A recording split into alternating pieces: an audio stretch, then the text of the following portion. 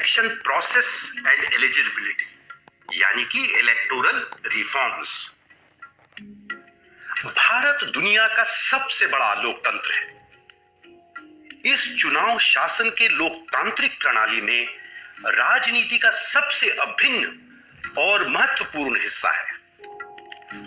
सच्चा लोकतंत्र तभी काम कर सकता है जब सत्ता के कार्यालयों का चुनाव स्वतंत्र और निष्पक्ष तरीके से हो।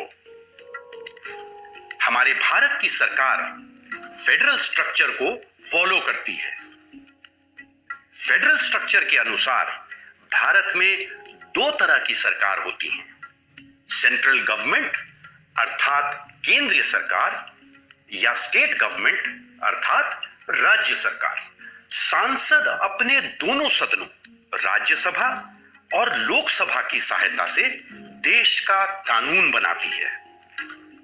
कानून या लॉज बनने के उपरांत भारत के राष्ट्रपति अर्थात प्रेसिडेंट के द्वारा संपूर्ण देश में लागू किया जाता है।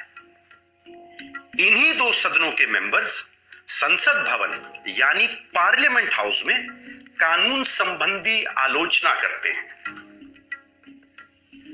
भारत में तीन तरह के चुनाव या इलेक्शंस होते हैं, लोकसभा इलेक्शंस, राज्यसभा इलेक्शंस और state assembly elections. Lok Sabha elections प्रत्येक 5 वर्षों में एक बार होते हैं और इसके सदस्यों को भारत की जनता चुनाव के माध्यम से चुनती है। इस इलेक्शन के सदस्य भारत के विभिन्न राज्यों से चुने जाते हैं और प्रत्येक राज्य की लोकसभा सीट फिक्स्ड होती है जो हर राज्य के कुल जनसंख्या या पॉपुलेशन पे आधारित होती है। इन सब सीट्स के लिए राज्य के अलग अलग हिस्सों से उम्मीदवार खड़े होते हैं और अपने अपने पॉलिटिकल पार्टी का प्रतिनिधित्व करते हैं। मतदान या वोटिंग होने के पश्चात जो पार्टी या दल 50% के ऊपर की सीट्स जीत जाती है उस पार्टी की सरकार बन जाती है। इसके पश्चात विजेता पार्टी का नेता को देश का प्रधानमंत्री घोषित कर दिया जाता है। राज्यसभा की इलेक्शन लोकसभा से बिल्कुल विनय होती है। राज्यसभा के सदस्य को अप्रत्यक्ष रूप से जनता द्वारा चुने जाते हैं। अलग अलग राज्य और केंद्र शासित प्रदेश यानी यूनियन टेरिटरीज के एमएलएज वोट करके राज्यसभा के मेंबर्स का चुनाव करते हैं। हर एक राज्य की राज्यसभा के मेंबर्स तय होते हैं। स्टेट असेंबली इलेक्शंस या विधानसभा इलेक्शंस का अर्थ है कि एक राज्य के विधानसभा के सदस्य अर्थात एमएलएज जनता मतदान से चुने जाते हैं। हर एक राज्य की विधानसभा की सीट्स फिक्स्ड होती हैं।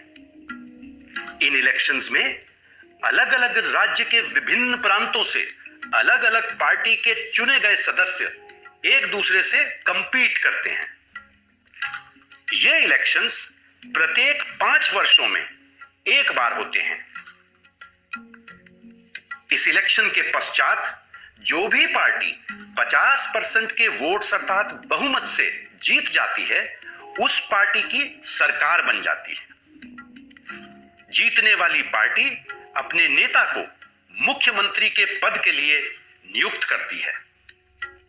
यदि ऐसी स्थिति उत्पन्न होती है कि किसी पार्टी को बहुमत नहीं मिली तो अन्य पार्टी के साथ गठबंधन बनाकर सरकार बना सकती है। Issues in the electoral system. यह आमतौर पर स्वीकार किया जाता है कि पहले के 3 आम चुनाव यानी पहले के 3 जनरल इलेक्शन स्वतंत्र और निष्पक्ष तरीके से होते थे। 1967 में चौथे आम चुनाव के दौरान मानवों की बेरुखी शुरू हो गई। कई लोग देश में चुनावी व्यवस्था को राजनीतिक भ्रष्टाचार का आधार मानने लगे। भारत में चुनावी प्रक्रिया में कई मुद्दे हैं जिनमें से सबसे प्रमुख मुद्दों के विषय में हम आज आलोचना करेंगे। पहला, मनी पावर या धन शक्ति। प्रत्येक निर्वाचन क्षेत्र में उम्मीदवारों को चुनाव प्रचार और विभिन्न प्रचार आदि के लिए करोड़ रुपए खर्च करने पड़ते हैं। अधिकांश उम्मीदवार खर्च के स्वीकार्य सीमा को पार कर जाते हैं। मसल पावर या बाहुबल। देश के कुछ हिस्सों में मतदान के दौरान अवैध और अनचाही घटनाओं के व्यापक रिपोर्ट्स आते हैं, जैसे कि हिंसा, धमकी, बूथ कैप्चरिंग आदि का उपयोग।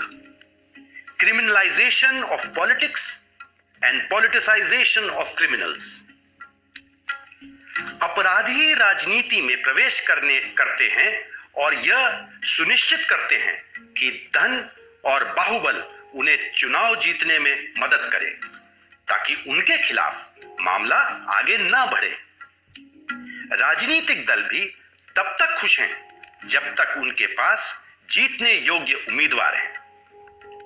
राजनीतिक दल धन के लिए चुनाव में अपराधियों को मैदान में उतारते हैं और बदले में उन्हें राजनीतिक संरक्षण और सुरक्षा प्रदान करते हैं। Misuse of government machinery.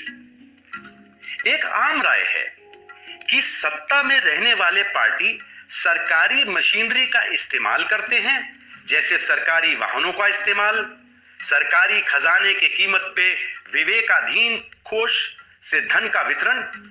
ये सब उनके उम्मीदवारों के जीत के लिए किया जाता है। Non serious independent candidates. Serious candidates चुनाव में नॉन सीरियस कैंडिडेट्स को मतदान का एक अच्छा हिस्सा काटने के लिए रखते हैं, जो अन्यथा ऑपोजिशन कैंडिडेट के पास नहीं जा पाते। बाकी विवादों में से हैं कास्टिज्म, जातिवाद, कम्युनलिज्म या सांप्रदायिकता and lack of moral values in politics. Thanks for watching. Like, share, subscribe करें। जय हिंद, जय भारत।